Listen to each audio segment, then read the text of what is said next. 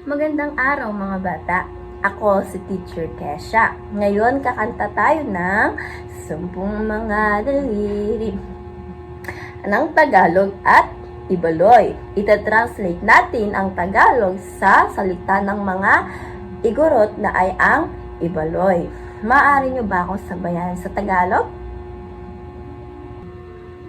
10 mga daliri, kamay at paa, 2 tenga, 2 mata, ilong na maganda.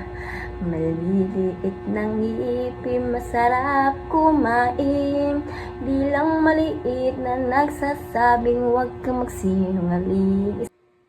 Ngayon, ita-translate naman natin siya sa Ibaloy.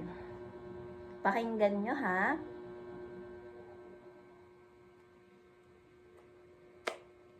Sampulo jakalumot tatay tensiri, syuan tangida, syuan matay, deng jame mamteng, kukunting jasang iinmes jamengan, sila ja kukunting pangkuwan eka manuuwang.